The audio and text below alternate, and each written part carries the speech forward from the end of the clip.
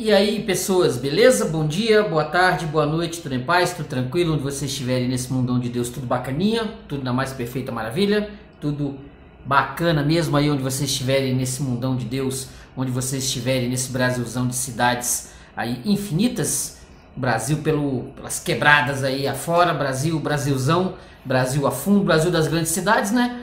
Brasil das megalópolis e Brasil das pequenas cidades onde vocês estiverem aí assistindo esse vídeo do canal Paulo Dharma, onde vocês estiverem consumindo aqui, né, assistindo esse conteúdo. Muito obrigado mesmo, muito obrigado você que está aí em São Paulo, Rio de Janeiro, Mato Grosso, Piauí, Bahia, cidades da Bahia, cidades do Piauí, em Teresina no Piauí, né, onde vocês estiverem, sei lá, em Roraima, no Acre, no Rio Grande do Sul, em Porto Alegre, ou em cidades do Rio Grande do Sul, no Paraná, onde vocês estiverem, em Brasília, onde vocês estiverem no plano piloto, onde vocês estiverem, muito obrigado por você estar no canal Paulo Dharma 1970, muito obrigado mesmo, agradecendo a você muito, beleza? Ó, você que não me conhece, eu sou o Paulo, você que está chegando aqui pela primeira vez, eu sou o Paulo do canal Paulo Dharma 1970, tá aqui no meu Instagram, @Paulo Dharma 1970, nós estamos aqui fazendo a cabeça desse vídeo, né? E agradecendo a Deus, porque sem Deus nós não somos rigorosamente nada, só Deus que nos dá força, nos dá, né, pujança para a gente poder seguir aí vivendo todo santo dia. Deus, nosso Senhor e Salvador Jesus Cristo, sempre.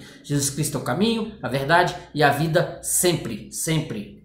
Primeiro lugar Jesus, segundo lugar Jesus, terceiro lugar Jesus, lá pelo 30º lugar, aí entre as coisas, mas primeiro lugar até onde for é Jesus, o resto vem depois, tranquilo, beleza? Então curta o vídeo, se inscreva no canal, comentem, se vocês quiserem também ajudar o canal, eu tenho aqui o meu na Amazon, vou deixar aqui o link na descrição, tá? Se você quiser comprar qualquer um dos filmes, livros aqui que tiver aqui, ou quiser comprar qualquer outra coisa, se você quiser comprar uma caneta, se quiser comprar um celular, você pode entrar aí pelo link que eu vou deixar da Amazon, beleza? Tá aqui ó, o link da Amazon embaixo, na descrição, você entra lá, clica lá e você ajuda o canal Paulo Dharma 1970, tranquilo? Então, curta o vídeo, se inscreva no canal, comente, se você for comprar qualquer coisa, uma caneta que seja, você entra no link da Amazon e você ajuda o canal Paulo Dharma, tranquilo? Desde já estou te agradecendo, muito obrigado, tranquilo? Então, olha, fazendo aqui a cabecinha do vídeo, já depois de 10 segundos nós voltamos aqui, só o tempo de tomar esta água aqui, ó,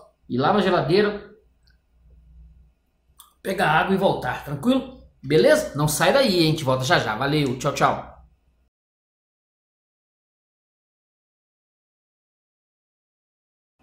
Beleza? Voltei. Tranquilão? Tranquilão? Seguinte, estava eu, né? Depois de algumas leituras aí, bem casca grossa. Tava eu assim pensando, vou ler alguma coisa assim, né? Mais leve, mais divertida e tal.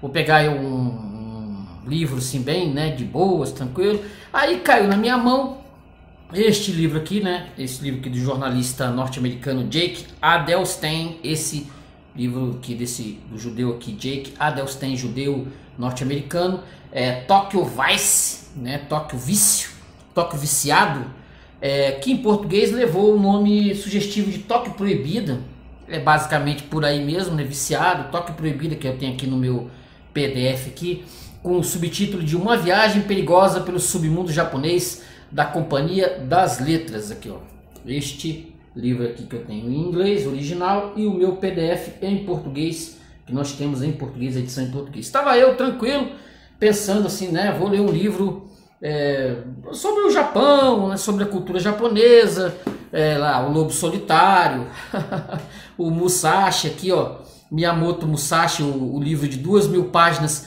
que eu li há uns 20 anos atrás, em uma semana, um livro extraordinário, Miyamoto Musashi contando lá a saga dos japoneses, né, dos samurais. Estou eu, né, Lobo Solitário, querendo a arte cavalheiresca do Zen, ó, budista.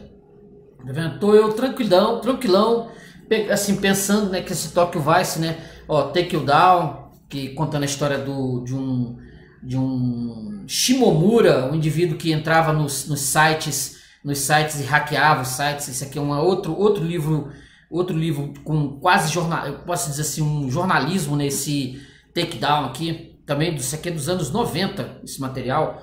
Esse aqui, bacaninha, Snow Country, que tem aí um monte de vídeos em português. Tô achando assim que eu vou, né, ó, abafar. Vou pegar uns livrozinhos bem básicos, ó, o Underground, do maior escritor japonês da atualidade, que é o Haruki Murakami, que eu tenho que fazer vídeos dele no canal. Isso vai ter que acontecer uma hora. Esse underground, contando lá como foi em 1995 o sarin, né, quando o maluco japonês jogou gás sarin no metrô de Tóquio. Este livro aqui eu tenho que ler e fazer resenha desse material aqui, que é outro livro com fundo jornalístico, né? Assim, ó.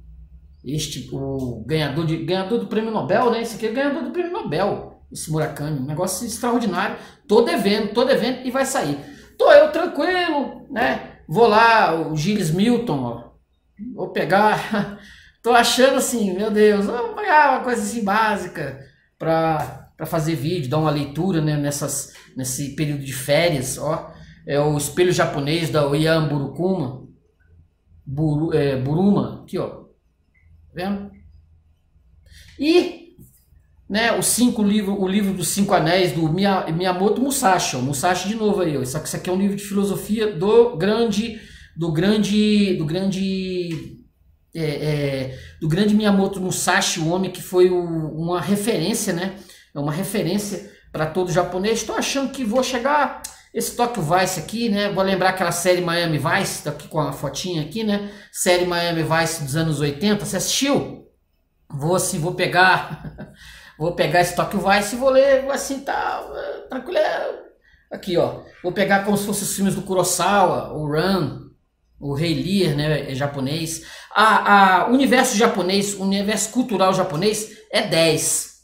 Eu não sou muito fã dos quadrinhos japoneses, assim, mas algumas coisas que eu vi, né, o Gen 13 e tantos outros aí que eu peguei, eu gostei. Eu não sou muito fã do estilo, né, do quadrinho japonês, mas o que eu assim tive paciência para pegar, eu li e gostei pra caramba. Ó, o Viver, outro filme do Kurosawa. Os mangás japoneses não são a minha praia. Eu sou muito fã de quadrinho japonês, quadrinho norte-americano e europeu. Não sou muito fã do quadrinho, das histórias em quadrinho. Filme japonês é outra história aqui, ó. Aqui é o Toshiro Mifune no Musashi, ó. Tá vendo? O Musashi, o maior samurai, que é uma referência, né? Uma referência para os japoneses aqui, ó. Ó. Tá vendo? Referência básica para os japoneses. Sobretudo, assim, é uma figura mítica do Japão. E aqui tem aqui o Toshiro Mifune, né, no Musashi, na trilogia Samurai. E aqui nós temos aqui o livro de cinco Anéis, do Miyamoto Musashi, tá vendo? Isso aqui para qualquer japonês é referência básica, né? Referência básica. E para fechar esse tour, aqui, ó, nós temos aqui o Onibaba, que é outro clássico japonês indiscutível, tá vendo? Aqui, olha que bacana, ó. Se vocês quiserem comprar qualquer um desses livros aqui que eu citei aqui, ou DVDs, aqui, filmes, etc, é só entrar pelo link da Amazon, beleza? Você pode ter acesso ao melhor da cultura japonesa de todos os tempos. Como eu estava dizendo, como na Vaca Fria, eu estava tranquilão. Vou pegar esse Tokyo Vice, esse Tóquio Proibido, né? Uma viagem perigosa pelo submundo japonês. Vai ser uma leitura assim, né? Tranquilinha, uma leitura básica. E o que me deparo? O autor, ele estava no Japão, ele ficou no Japão por uns 12 anos, ele estava com os seus 20 e poucos anos, pensando ou ele entrava para um templo budista, né, viver como budista, num templo budista, ou ele adentrava, ele tinha que fazer alguma coisa, ele queria realizar algo, fazer algo. Ou ele ia para um templo budista e virava um budista lá, coisa que no próprio livro mesmo vai dizer que isso não deu muito certo, porque ele gostava muito de beber e fumar, coisa que vale, o templo budista, embora fosse assim algo que, né, chamasse a atenção dele, que é algo, né, extraordinário, o budismo e tal, o budismo japonês, né, o budismo japonês. Aí ele fez uma outra opção, ele simplesmente resolveu que ele ia querer ser jornalista, né? Ele queria ser jornalista, ele foi fazer uma espécie de vestibular, que no Japão tinha disso pelo menos, não sei se hoje em dia tem. Ele vai fazer uma espécie de vestibular para entrar na empresa do maior jornal, da maior empresa de mídia japonesa de todos os tempos, que é o Yomiuri Shimbun, que é o grande jornal japonês, assim, guardadas as devidas proporções, seria aqui como no Brasil a TV Globo, o universo Globo, né, de jornal, rádio, televisão, mídia, com internet, etc, etc. Esse pensamento dele. Então ele ia fazer um vestibular, uma espécie de vestibular, ele tinha um certo conhecimento da escrita japonesa, de escrever, né, de escrita japonesa, tinha uma certa dificuldade em falar o japonês, mas escrever ele tinha uma certa facilidade.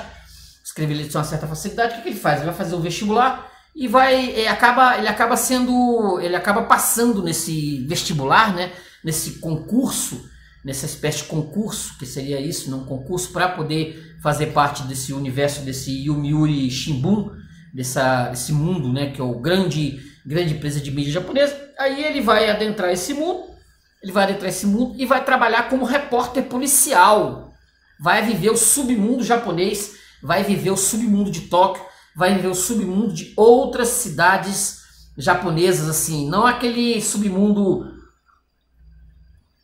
aquele mundo bonitinho de cartão postal, de foto, de turismo, não, das podreiras, sequestro, pornografia infantil, extorsão, tráfico de drogas e de pessoas e de mulheres. Quer dizer, adentrar esse mundo. Nesse meio tempo ele casa, e nesse meio tempo ele vai mexer com coisas poderosíssimas japonesas, como a tal da Yakuza, a máfia, a chamada máfia japonesa. Aí os seus problemas começaram, né? Enquanto você estava só fazendo reportagem sobre batedor de carteira japonês, uma arte, né? No próprio livro aqui vai dizer que tudo que o japonês faz é artístico, até roubar a carteira do pessoas do metrô é uma arte, é algo que o indivíduo desenvolve, os dedos, a forma como ele vai pegar aquela carteira, ele vai tirar o dinheiro da carteira do indivíduo e isso em questão de segundos, ele vai tirar o dinheiro da carteira do indivíduo e vai devolver para o bolso do indivíduo, isso num meio onde está tudo sendo filmado, com pessoas ao redor, assim, o mestre da arte, a arte das mãos leves. Isso aí ele passou um tempo como figurinha, né, fazendo esse tipo de reportagem, até que ele vai topar justamente com os Yakuzas. Os Yakuzas são a chamada máfia japonesa, são pessoas extremamente perigosas, até eu fiquei com certo temor, de pegar o livro e fazer uma resenha, que de tão perigoso que o negócio é. Rapaz, assim, se tem algum Yakuza no Brasil e assiste esse vídeo, eu tô lascado. Então eu vou maneirar.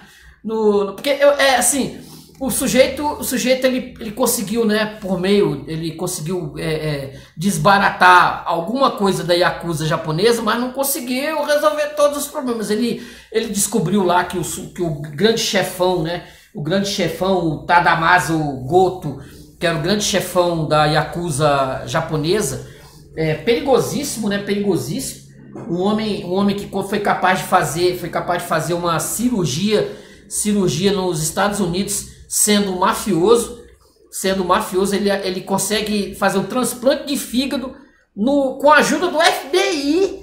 Com a ajuda do FBI, ele consegue trocar o fígado lá, etc, no melhor hospital da Califórnia, passou à frente de um monte de gente e todo mundo fazendo cara de paisagem, tanto os Estados Unidos quanto o Japão, as autoridades japonesas, uma beleza. No final das contas ele acabou sendo processado, o pessoal lá da Yakuza não gostou da propaganda, né, toda feita. O próprio Jake Alderstein correu uns riscos terríveis, né? Correu riscos grandiloquentes, assim, inclusive com a mulher e esposa. No começo do livro, que ele vai ser, tem essa própria... Dá bem a cara do negócio. Ó. O livro começa com um provérbio japonês. Ó. O encontro é somente o começo da separação. O encontro é somente o começo da separação. Vendo aqui, ó. Bacaninha, né? Aí ele vai começar exatamente o livro assim, ó. Ou você apaga, isso é o prelúdio. Ou você apaga essa matéria ou apagamos você. e talvez sua família também. Eles primeiro, que é para você aprender a lição antes de morrer. O teste de ferro bem vestido falava muito devagar, da maneira como se fala com idiotas ou com crianças, ou como os japoneses às vezes falam com estrangeiros desorientados. Parecia uma declaração como outra qualquer. Largue essa matéria e largue o emprego, e vai ser como se nada tivesse acontecido. Escreva o artigo e não haverá nesse país lugar algum em que a gente não ache você. Entendido? Desse jeito. Aí ele aqui, né? Nunca foi uma boa ideia estar contra o Yamaguchi-gumi, a maior facção do crime organizado no Japão. Com cerca de 40 mil membros, é um bocado de gente para provocar. A máfia japonesa. Você pode chamar seus integrantes de yakuzas, mas muitos deles preferem o nome Gokudo, que significa literalmente o caminho final. O Yamaguchi-gumi é o topo da pirâmide Gokudo. E entre os numerosos subgrupos que constituem o Yamaguchi-gumi, o Goto-gumi, com mais de 9 mil membros, é o mais perigoso. Eles retalham o rosto de diretores de cinema, vai contar aqui inclusive no livro que teve um diretor de cinema que em 1982 fez um filme. Ele fez um filme contando a história dos Yakuzas, mas contou o filme não como era antigamente, né, no passado, que simplesmente você fazia uns filmes que romantizavam Yakuza, etc, tal. Nesse filme não, nesse filme ele jogou merda no ventilador e o diretor ainda riu dos Yakuzas. Aí depois de um certo tempo disseram que encontraram o diretor morto.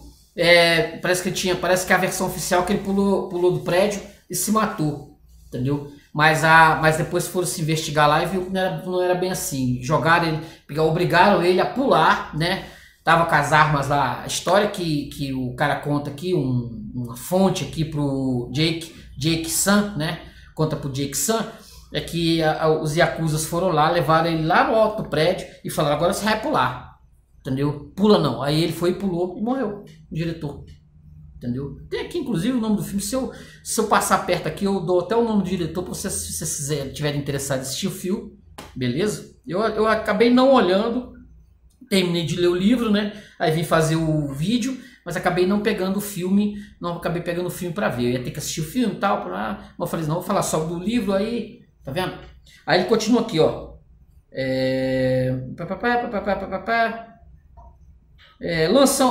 Eles retalham o rosto de diretores de cinema, jogam gente pelas janelas dos hotéis, lançam retroescavadeiras contra as casas das pessoas, coisinhas assim. O homem que estava diante de mim, propondo o acordo, era do Goto-gumi. Ele não fez a proposta em tom ameaçador, não debochou nem apertou os olhos, a não ser pelo terno preto, nem sequer parecia um Yakuza. Tinha todos os 10 dedos, não engrolava os R's como os bandidos do cinema. Talvez se parecesse com um garçom meio grosseiro num restaurante elegante. Deixou cair a cinza no carpete e depois amassou o cigarro com calma no cinzeiro. Acendeu outro com um isqueiro de um rio folheado a ouro. Fumava Hope, caixa branca, letras maiúsculas. Os repórteres notam essas coisas, mas não eram dos Hope comuns. Eram do tipo curto e compacto, alto teor de nicotina, letais. Esse Tokyo Vice, ele tem muita semelhança com os extraordinários livros noir, né? Os extraordinários livros noir dos anos 40, anos 50. Se você vai pegar os grandes, né? A grande literatura norte-americana noir dos anos 50, o Raymond Chandler, o Dashiell Hammett, assim, guardadas as devidas proporções, é uma história que esse jornalista vai contando. E tem muito da noite, né? Da chuva, da noite, de investigação, ele indo nos puteiros, atrás das prostitutas, ele vai dormir com muitas prostitutas, ele vai adentrar aquele universo noir, ele vai viver esse universo noir, vai viver na pele, entendeu? Vai viver na pele, tudo para poder viver a notícia, né, como jornalista. Então ele vai resgatar, ele vai beber bastante, ele vai fumar bastante, vai viver à noite, casado, ele vai viver à noite, vai viver aquele universo noir japonês e vai, obviamente, trazer as matérias para o jornal japonês. Bem noir, o livro bem noir, Por isso que eu disse que eu peguei de princípio, eu achava que eu ia pegar uma coisa bem leve. Mas, mas o que se fala aqui, as próprias memórias dos jornalistas não são nada leves. Não são nada leves. É um negócio bem pesado. Mas assim, ao mesmo tempo tem os usos e costumes, vai ter os usos e costumes do universo japonês. Para quem quer aprender, para quem quer ter uma noção, né, de que o Japão não é esse mar de rosas, essa coisa assim idealizada que se tem por aí, que as pessoas querem vender um Japão, né, um Japão bacaninha, bonitinho. Não, o Japão ele não é fácil. É como se você fosse para as quebradas dos Estados Unidos, em alguns trechos, como eu falei, Dashiell Hammett. Você vai viver aquele universo no ar. O Japão não é um país simples, principalmente se você for estrangeiro, entendeu? Não é uma boniteza, não é uma coisinha assim leve, a não ser que eu chegue lá como turista, né? Talvez como turista, mas se você for viver lá, for morar, é bom a pessoa se preparar. Primeiro que o japonês nem de estrangeiro gosta. Entendeu? E se for mulher estrangeira, piorou. Quer dizer, você corre o risco seríssimo. A mulher que não é japonesa, ela corre, pelo menos assim, o que o Jake-san vai contar é que a mulher lá, se tiver, né, dando sopa e ela for estrangeira, ela corre o seríssimo risco de ser sequestrada e acabar virando lá garota de programa para entreter japonês que também é muito chegado ao sexo. O japonês é muito chegado ao sexo, então ele também gosta muito de estrangeiro. E como você não tem como provar que você é um indivíduo que, eu diria assim, como é que tendo cuidado com as palavras, você tá ali porque você quer, né? Você não tem nenhuma, assim, o Japão em si, ele não tem nenhuma preocupação por você, principalmente se você for estrangeiro. Se o próprio japonês, quando chega lá, que vem de fora, ele nasceu, sei lá, no Brasil, vai para o Japão, ele corre seríssimos riscos, os japoneses não consideram muito. Imagina estrangeiro. Quer dizer, é um negócio complicadíssimo. Aqui uma passagem aqui, ó. O Yomiuri Shimbun é o jornal de maior circulação do Japão. O Asahi Shimbun vem em segundo lugar, hoje mais distante do primeiro do que antes.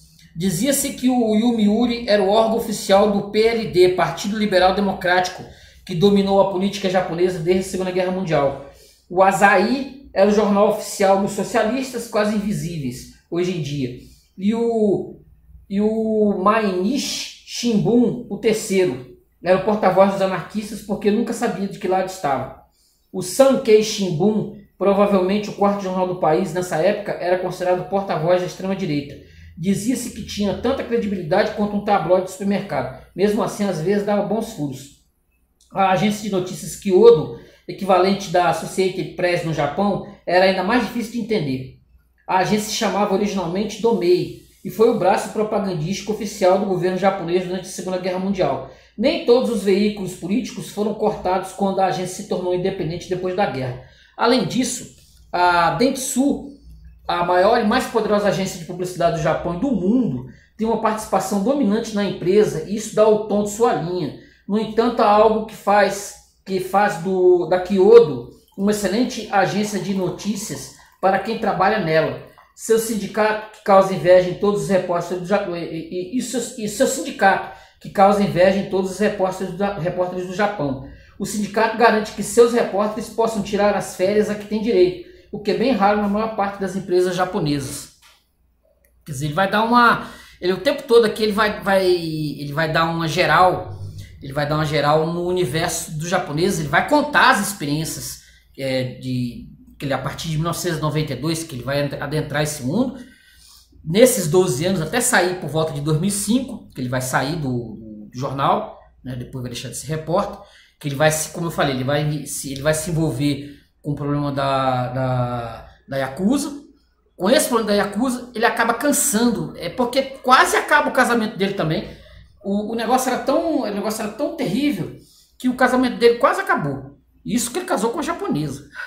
Não foi com a japonesa que entendia de qual é. Mesmo assim, ele via pouquíssimos os filhos, via pouquíssima mulher, ele vivia nos prostíbulos, ele vivia para lá e para cá, ele vivia na noite, passava muito tempo sem ir em casa, porque a própria profissão de jornalista, ela coloca o indivíduo praticamente sem vida, a não ser viver aquele universo do jornal, né? Do jornal, das notícias, dos furos, etc, etc. Deixa eu ver aqui mais uma passagem. Ver aqui. Tem um negócio aqui tem umas duas coisas aqui que eu quero ler que me chamou bastante atenção, principalmente pelos usos e costumes, que é algo que eu me apeguei bastante aqui, né? Ó isso aqui. Há 8 regras para ser um bom repórter, Jake. Primeiro, nunca queime suas fontes. Se não conseguir preservar suas fontes, ninguém vai confiar em você. Todos os furos se baseiam na suposição de que você vai preservar a pessoa que lhe deu a informação. Esse é o princípio e o fim da reportagem. Sua fonte é sua amiga, sua amante, sua mulher e sua alma. Se trair sua fonte, vai trair a si próprio. Se não preservar sua fonte, você não é um jornalista. Você quer um homem. Segundo, termine uma matéria o mais cedo possível. A vida das notícias é breve. Se perder a chance, a matéria cai ou você perde o furo. Terceiro, não acredite em ninguém. As pessoas mentem, a polícia mente, até seus colegas repórteres mentem. Admita que mentem e haja com cautela. Quarto, obtenha toda a informação que puder. As pessoas são boas ou más, a informação não. A informação é o que é e não importa quem a trouxe até você ou de onde a roubou. O importante é a qualidade, a veracidade da informação. Quinto, memorize e persista. Matérias esquecidas voltam para assombrar as pessoas. O que parece um caso significante pode se transformar mais tarde numa grande matéria.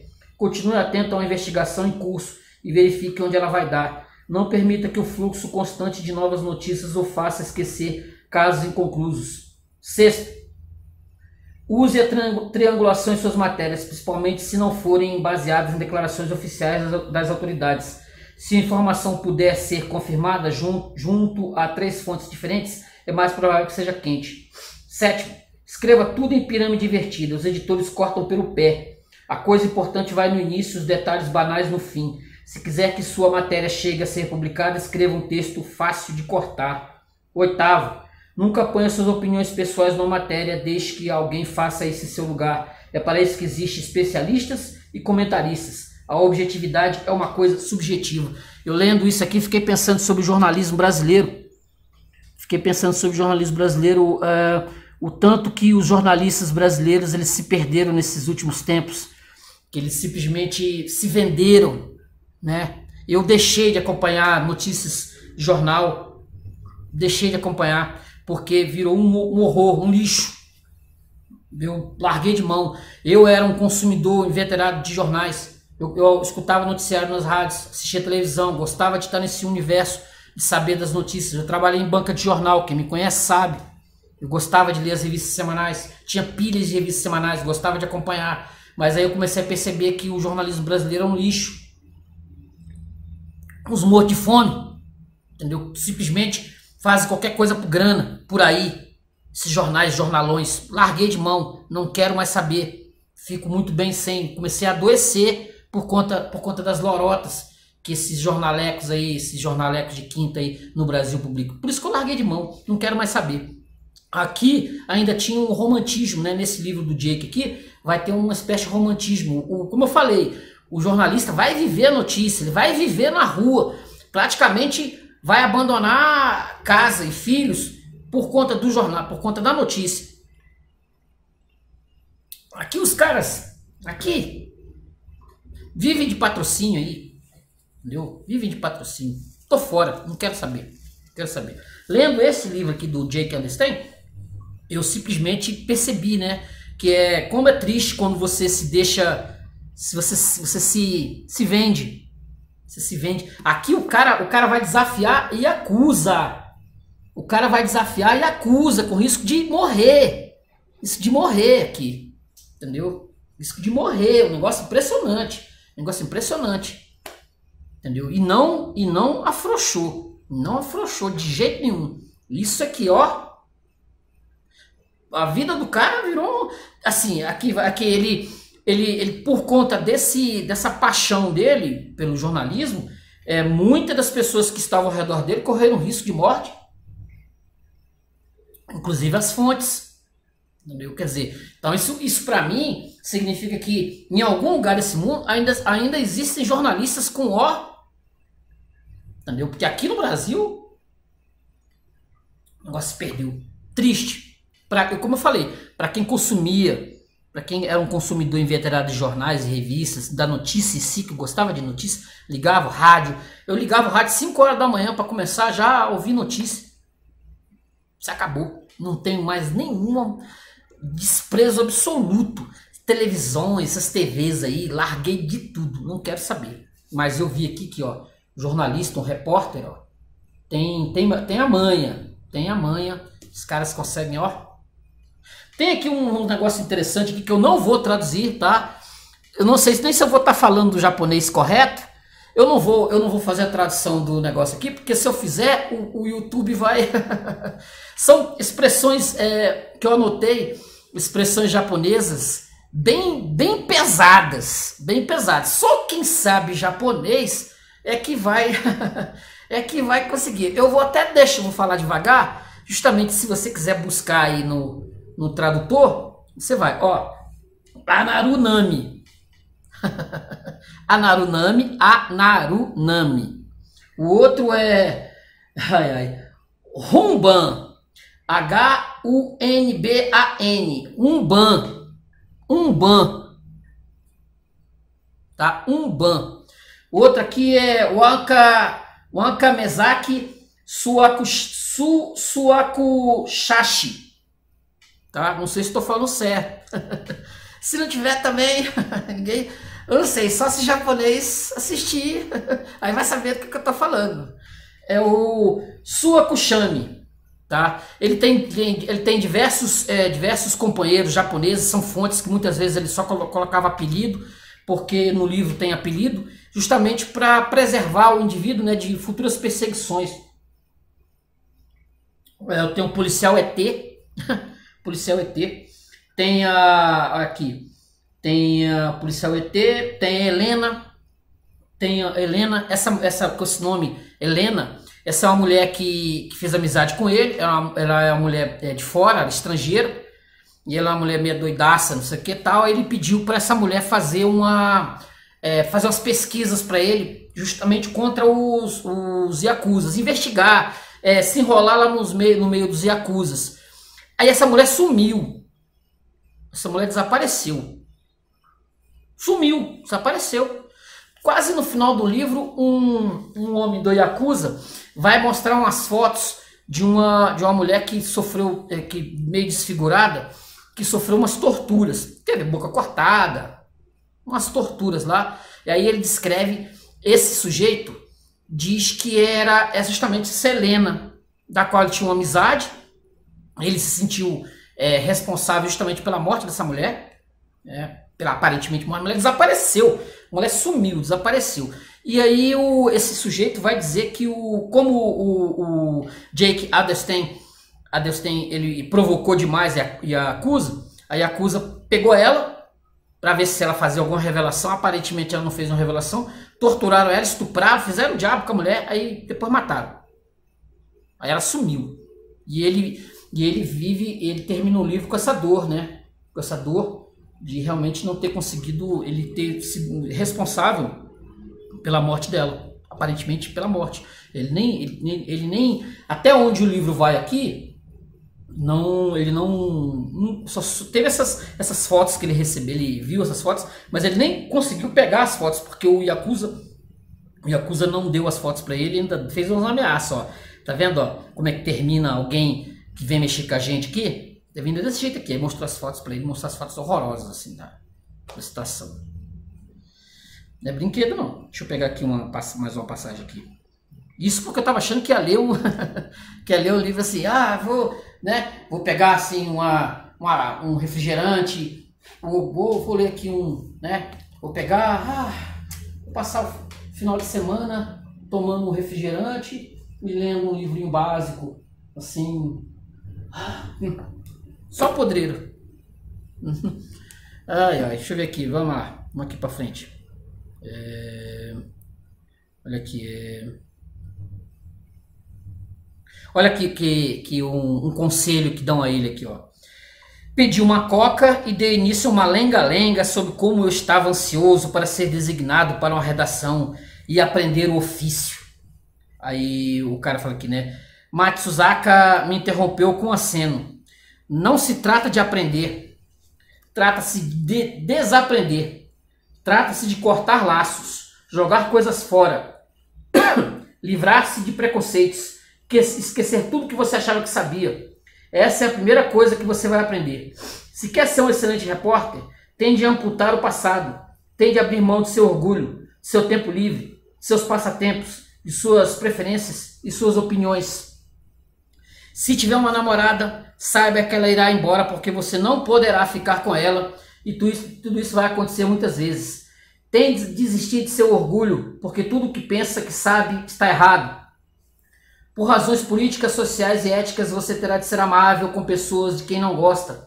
Vai ter de prestar deferência a repórteres mais antigos. Não poderá julgar as pessoas, mas aprenderá a julgar o valor da informação que elas lhe dão. Vai roubar horas ao sono, ao exercício físico e à leitura de livros. Sua vida vai se resumir a ler o jornal, beber com suas fontes, ver as notícias, ter cuidado para não ser furado e cumprir prazos de fechamento. Ser furado, que eu digo, aqui está dizendo aqui, é o furo jornalístico, entendeu? Que o outro passa na sua frente e derrube aquilo que você construiu. É um trabalho feroz, né? Porque é tudo para ontem. Tudo para ontem. Então você tem que estar ali, porque outro repórter pode estar na sua frente, de pegar a notícia e você simplesmente... Entendeu? O que vale é você chegar na frente do outro, sempre. Imagina isso, uma vida... Né, fazendo esse tipo de coisa todo santo dia. Todo dia. 12 anos. Não sei se eu, não sei se eu dou conta. Mas aquele negócio tem que gostar. Ele gostava disso. Gostava disso. Uma hora deu, né? Uma hora parou, né? Ele continuou. Ó, vai roubar horas ao sono, ao exercício físico e à leitura de livros. Sua vida vai se resumir a ler o jornal, beber com suas fontes, ver as notícias, ter cuidado para não ser furado e cumprir prazos de fechamento. Você será sufocado por trabalho que não vai lhe parecer sem sentido, estúpido, mas vai fazê-lo, seja como for. Aprenderá a deixar de lado o que você gostaria que fosse verdade e encontrar o que é verdade e vai relatá-la como é, não como gostaria que fosse. É um trabalho importante. Os jornalistas são a única coisa nesse país que tem os poderosos sob controle. São os últimos guardiões da frágil democracia que temos no Japão. Abandone suas convicções, sua dignidade, seu orgulho, mas faça seu trabalho. Se conseguir fazer isso, pode chegar a ser um grande repórter. Jornalistas brasileiros lendo isso aqui, né? Seria bom, né? Jornalistas brasileiros aí, esses, né? Leia aqui, ó. Jake Adelstein, aqui, ó, o nome do... Vê se, né? Esses jornais aí. Deixa eu ver aqui mais uma passagem. Ai, ai, livro bom, viu? Deixa eu pegar aqui, peraí. Aqui, ó. Olha isso aqui. Isso aqui que eu tava falando, né? Do homem que furtava carteiras no metrô de Tóquio. Aqui. Tudo no Japão, até o furto é uma arte. Até a agressão é uma arte. Judô, Aikido e Kendo, tudo isso é mais do que simplesmente aprender a derrotar o oponente. Trata-se de aprender a se aperfeiçoar cada vez mais. De muitas formas, Sato, né, o ladrão de carteiras, era um mestre em sua arte. Brasileiros sendo mestres em seus respectivos trabalhos. Sonho, né? Estudar, né? Estudar, ler. Ser bom naquilo que você se propõe a fazer, ser bom, uma arte. Até para roubar carteira, o japonês é bom. Tem a manha, desenvolve aquilo durante anos e anos e anos. Se desenvolve, se fica bom, fica craque naquilo. O japonês, até jogar futebol, até jogando futebol hoje, o japonês é bom. E isso porque eu sou de um tempo que falava em futebol japonês para dar risada, né? Jogador japonês. Japoneses hoje são bons. Já fizeram história em torneios internacionais, em Copas do Mundo por aí, viu? O japonês, quando ele quer, ele vai, se aperfeiçoa e vira uma arte. Por exemplo, nós nos esquecemos até do futebol. Até para ser jogador de futebol, hoje o brasileiro perdeu. Era uma arte que o brasileiro tinha, né? De jogar bola. Nem isso nós temos hoje. Até isso nós perdemos. Nós tomamos de lavada o tempo todo aí dos europeus. Porque acabou. Aqui se acabou, né? É o exemplo. Se você se aperfeiçoa, se você vai ali naquele processo, você fica, ó. O japonês é isso. E a gente podia aprender alguma coisa, né, com eles, né? Alguma coisinha que fosse. Ó, o fim de ano, isso aqui é legal, ó. O fim de ano e começo do outro são acontecimentos importantíssimos no Japão. Na véspera do ano novo, milhares de japoneses se congregam nos templos budistas para ouvir o toque dos sinos, chamado Joya no Kani. O grande sino de bronze no templo toca 108 vezes, uma para cada pecado capital do universo budista. Acredita-se que ouvir os sinos tocando purifica a pessoa de seus pecados e lhe permite começar o ano novo limpo e renovado. Sempre que possível vou ouvir o toque dos sinos. Já que Seguro morreu de velho, né? Alguns templos atualmente tem sites na internet nos quais você pode tocar um sino virtual, que já tentei, mas não é a mesma coisa. Hoje até na internet, né? Os caras vão tocar sino na internet. Deve estar... deixa pra lá, deixa quieto. Deixa eu pegar aqui mais uma passagem. Ó, olha só isso aqui. Tem um livro, né? Muitas maneiras de se matar, de suicídio japonês. Então tem uma forma como os japoneses também transformam o suicídio numa arte, né? Transforma até o suicídio, até a forma de se matar é artístico. Diferente. Até para isso. Aí ele vai descrever aqui, ó. Olha só. O corpo tinha sido encontrado do lado norte do pavilhão de verão, nos arbustos. A cabeça estava voltada para o pavilhão e o corpo jazia em paralelo com o arbusto. Estava de costas com as mãos estendidas. A moça vestiu um macacão azul escuro e blusa listrada, sapatos e meias. Outro sinal significativo. Se ela estivesse sem sapatos e meias, e se esse estivesse na cena do crime, abria-se a possibilidade de um duplo suicídio em que o parceiro tivesse se acovardado. O motivo: os japoneses costumam tirar os sapatos antes de se matar. Da mesma forma que é uma falta gravíssima entrar de sapatos numa casa japonesa, considera-se falta de educação, ainda que inconscientemente, entrar na eternidade sem esse decoro. Tá vendo? É o que eu tô falando. Até para se matar, tem um ritual, tem uma arte, tem algo diferente. Não é esculhambado, não é bagunçado. Até para se matar, o indivíduo ele pensa, né, num processo. Não é de graça, não é à toa. Tem uma passagem aqui sensacional que um garoto ele se mata, mas ele deixa um cartaz, ele coloca um cartaz nas costas, assim, com educação, pedindo para a pessoa que chegar lá no quarto não tocar nele, porque se ela tocar, ele pede, por favor, não me toque, porque se você me tocar você vai morrer, uma coisa assim, entendeu? Inacreditável, gente. Virei fã de japonês. Virei fã de japonês, negócio assim, pô, porque a gente tá tão cansado de tanta esculhambação, né? Mesmo um país, né? O Japão não é um país fácil, tá? O Japão não é um país fácil. Ele tem as podreiras lá deles lá, para variar. Todo lugar tem. Mas perto do que nós temos aqui assim, nós perdemos a vergonha das coisas. Nós perdemos a vergonha de tudo, entendeu? As formas como as pessoas estão se tratando, né? E como elas estão agindo para sobreviver, passando um por cima do outro, sem respeito nenhum por ninguém, cansa. Chega uma hora que cansa, vai te cansando. Depois de uma certa idade, Você começa a ficar cansado da lenga-lenga. Aí quando você vê assim, migalhas, né? Você vê migalhas, você, poxa vida, né? O japonês, né? Que é o livro de 5 anéis, o guia clássico da estratégia japonesa para os negócios. Vendo? Uma filosofia, a gente vai cansando desses tipos de coisas que se tem aqui. Você começa a ficar cansado disso. Deixa eu ver mais outra passagem aqui. Olha aqui. Eu de fato não sabia o que fazer, mas minha fonte policial garantiu que Kaneko não era perigoso e que poderia ser bom para mim, como repórter conhecido. Liguei para o escritório dele de um telefone público. O sujeito que atendeu era grosseiro e mal-humorado. Identifiquei-me e seguiu-se uma longa pausa, enquanto ele devia estar pensando em como se dirigir a mim. Precisei repetir meu nome várias vezes.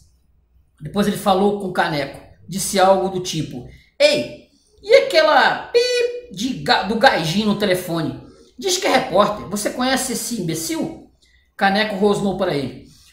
Cubra o bocal do telefone e trate o homem com respeito. Estava esperando essa ligação. Eu esperava que Kaneko fosse um brutamontes ríspido, ameaçador e desarticulado. Mas quando pegou o telefone, ouviu uma voz surpreendentemente suave.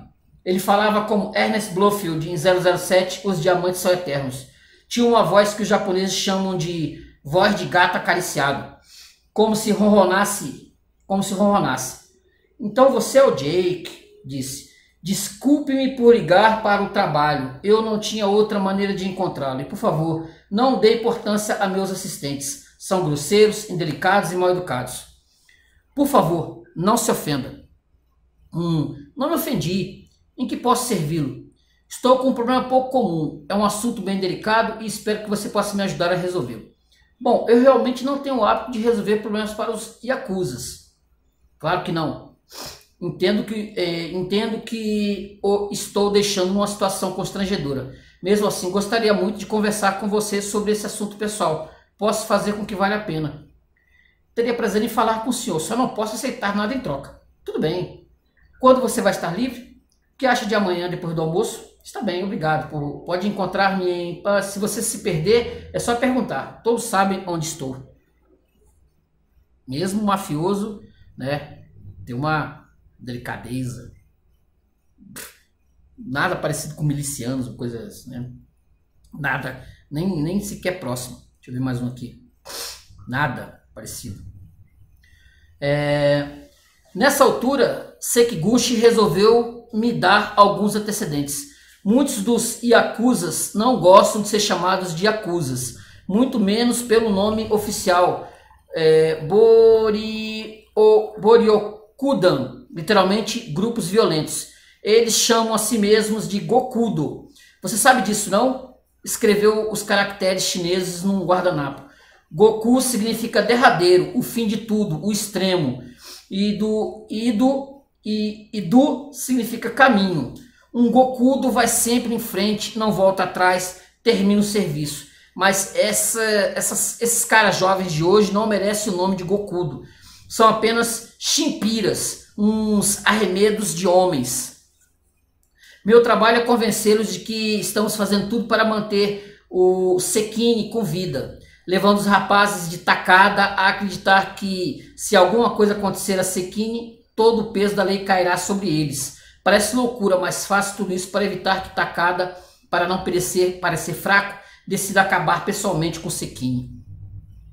Vai passando aqui, tem uma passagem de tempo, né? Tem uma passagem de tempo no livro, são 12 anos, como eu falei. Ele vai se envolver com ele vai acabar descobrindo, né? Ele vai fazendo as reportagens, etc. Ele vai acabar chegando exatamente nos yakuzas. Aí esses yakuzas vão persegui-lo de alguma forma, né? Vai ter essa reportagem do yakuza-chefe que vai fazer o transplante de fígado nos Estados Unidos. É um absurdo, né? Um absurdo total. Há uma complacência das grandes autoridades. Aí isso vai virar um escândalo e isso vai acabar chegando nele, né? De alguma forma, né? Porque assim, os mafiosos vão ficar pensando, será que ele tem alguma... vai ficar naquela dúvida. Só não matam ele porque eles não sabem se se ele deixou material para outros espalhados por aí, né, que vai prejudicar a organização. Só por conta disso. Porque só pelo fato dele estar fazendo a reportagem já era motivo para o cara ser eliminado da face da terra. Mas ele não é. Como eu falei, essa amiga dele, essa Helena, ela é eliminada. Pá! Entendeu? Ela é eliminada. Ele tem um amigo que é da polícia, o Sekiguchi, que vai dar dicas para ele e ele vai se envolver, né? Ele vai se envolver, vai ter problemas com a própria polícia.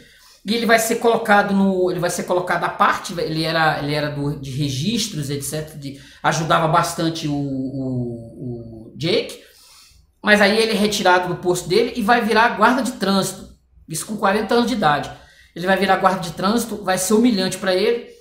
Essa coisa vai trazer para ele um câncer e ele vai acabar morrendo com 40 anos de idade. Esse Sekiguchi, né? Seria no japonês Sekiguchi. Ele vai acabar morrendo com câncer com 40 anos de idade, em virtude, basicamente, desse tipo de humilhação pública, né? Que ele é obrigado a largar. Tem até uma história aqui de uma mulher que também se mata, justamente porque ela estava trabalhando, ela tinha causas a defender lá, ela defendia as causas de pessoas com deficiência, aí ela acaba retirada do posto onde ela estava trabalhando, e ela acaba indo para um posto menor, e ela acaba se matando. Ela vê isso como algo humilhante, típico de japonês, né? Bem básico de japonês, né? Humilhação, aí ela acaba se matando. Isso também foi algo bem pesado, porque ele era amigo da mulher, né? Ele era amigo dela, se respeitavam, e ela, por conta de diferenças de opinião, aí ela acabou sendo rebaixada do trabalho para um órgão, né? E ela acabou se matando, resolveu que era melhor se matar. Então isso tem, ó, 2 pontos aqui interessantes no livro, que é a história de Lucy Blackman, que é a história de uma inglesa que ela trabalha na aviação, trabalha como aeromoça, e ela vai acabar, por conta de uma indicação de uma outra mulher, você pode ganhar muita grana como acompanhante no Japão, tá? Você ganha um bom dinheiro, depois você ganha esse dinheiro, você vai fazer outras coisas, etc. Ela estava meio cansada de trabalhar como aeromoça, disse que não estava rendendo muito dinheiro, ela vai fazer o serviço de acompanhante, aí ela desaparece, ela morre, ela simplesmente some. O que eu falei do estrangeiro, né? Ela simplesmente, aí as autoridades não tinham muita vontade de ir atrás, aí o pai vem da Inglaterra, aí o próprio Jake se envolve na história, eles acabam descobrindo que ela caiu na mão de um japonês lá que já há muitos anos drogava as mulheres, aí depois as mulheres esqueciam, as mulheres eram violentadas, e depois, né, ele gravava, o cara gravava em fita, etc. Aí depois de muita pressão, depois de muito rodar com a história, acabaram descobrindo que o cara matou a tal da Lucy Blackman, e enterrou ela na parede lá de uma casa que ele tinha na praia lá, uma coisa desse naipe. São histórias pesadas. Tem outra aqui que é o roubo dos caixas eletrônicos. Esse parece mais com o Brasil, né? Os caras, os yakuzas, até para roubar a caixa eletrônica, eles pegavam essas máquinas, né, de trator, e iam lá e pegavam o caixa, suspendiam, né, com essas máquinas que suspendem, né, e levavam o caixa, e depois eles explodiam o caixa no céu. Parece coisa de brasileiro, né? Deve ter aprendido com brasileiro, japonês deve ter aprendido com brasileiro, roubar a caixa eletrônica. Aí teve um momento de muito roubo de caixa, e os japoneses tiveram que aprender como se resguardar. Porque aqui no Brasil, de vez em quando, acontece isso também, assim, bem de moda, né? Bem de fase. Teve uma fase, alguns anos atrás, aí, que caixa eletrônica era roubada toda hora, explodida. Aí eles aprenderam eles não gostavam, a legislação não permitia que você tivesse que no Brasil tem, né, que você vai abrir e tentar explodir um caixa eletrônico, aí as notas todas elas eram empapadas de tinta. Aí os bandidos faziam a festa, né, porque as autoridades levavam muito tempo para chegar no local, mesmo com aviso. Os japoneses telefonavam, estão roubando aqui. Imagina se chega com a máquina para pegar uma... Óbvio que tem uma coisa estranha, né? Aí a máquina suspende o caixa, eles começaram a chumbar os caixas eletrônicos no chão, para evitar justamente essa facilidade. Aí a pessoa ligava para a autoridade, aí a polícia levava meia hora para chegar lá, e já tinha ido embora com o caixa. São histórias interessantes, né? São histórias interessantes. Deixa eu pegar aqui uma passagem. Essa aqui que eu quero ler, ó, na página 210. Eu quero ler. São histórias interessantes que você vai vendo, né? Como as coisas elas realmente são estranhas, né? São muitas vezes estranhas para aqui, essa aqui, ó, um pedacinho olha só essa aqui. Deixa eu tirar aqui. Os japoneses têm nomes para a tristeza tão sutis e complexos que as tradições não lhes fazem justiça. Setsunai se traduz normalmente como triste, mas se refere a um sentimento tão forte de tristeza e solidão que provoca uma opressão no peito, como se impedisse a pessoa de respirar. É uma tristeza física e palpável. Há outra palavra, yarusenai, que se aplica a uma tristeza ou solidão tão profunda que é impossível livrar-se dela, não dá para afastá-la. Há coisas que são assim. A gente fica mais velho e as esquece, mas a cada vez que se lembra delas, experimenta esse yarusenai. Ele nunca vai embora. Fica só oculto e esquecido por um tempo. Existe uma linda canção infantil do artista Takehisa Yumeji, chamada Estrela da Tarde. A estrela da tarde é uma flor amarela, às vezes branca, que dura apenas uma noite. De manhã ela se tinge de vermelho e murcha. É quase impossível traduzir a letra da canção porque ela expressa muito mais no que não diz do que no que diz. Qualquer tradução seria uma interpretação. Esta é a minha. Isso aqui já é uma tradução. Você pensa, né? Eu estou pegando uma tradução do inglês aqui, ó. Que o tradutor brasileiro, né? Ele fez uma tradução. Aqui, ó. Você vive e espera, espera, espera. Mas o outro pode não chegar nunca. É como esperar a estrela da tarde. Essa sensação de tristeza sem fim. Hoje à noite, ao que parece, nem mesmo a lua vai sair. De tempos em tempos encontramos pessoas que nos fazem crescer como seres humanos, ou no meu caso como repórter. Aí ele vai dar conta a história justamente da mulher, né, que tinha que ela trabalhava junto com ele, os dois fizeram amizade e depois ela foi rebaixada de posto, como que eu falei aqui há minutos atrás. Acho que sempre dou a impressão de ser um cão abandonado, que as pessoas têm necessidade de recolher e alimentar. Mami Hamaya me tomou sob sua proteção assim que cheguei ao Chacaibo. Ela também tinha sido repórter policial. Quando comecei a cobrir o quarto distrito, ela foi a única que me passou alguns contatos úteis. Não sei por que nos demos tão bem. Talvez porque ambos fôssemos minoria no departamento. A partir do começo de 2000, passamos muito tempo trabalhando juntos. Eu pensava nela como uma espécie de irmã mais velha. Ele vai relatar exatamente que ela entrou em atrito lá com o chefe. Aí o chefe rebaixou ela sendo mulher, rebaixou e ela acabou cometendo suicídio depois de um certo tempo. Isso para ele foi um negócio muito, muito desagradável. Gente, é isso. Tokyo Vice, né? Sempre que você tiver esse livro em mão, lembre da musiquinha da série do Miami Vice. Combina pra caramba. Não vou botar aqui porque senão o YouTube vai bloquear o vídeo, vai me cobrar direitos autorais. Mas se você procurar aí, tema do Miami Vice, tá? Tema do Miami Vice, exatamente, era a música que eu tinha na cabeça quando eu estava lendo esse livro aqui, quando eu estava pegando o livro, estava lendo, era o tema do Tokyo Vice, né? Tokyo Vice, que é exatamente este livro do repórter americano, né?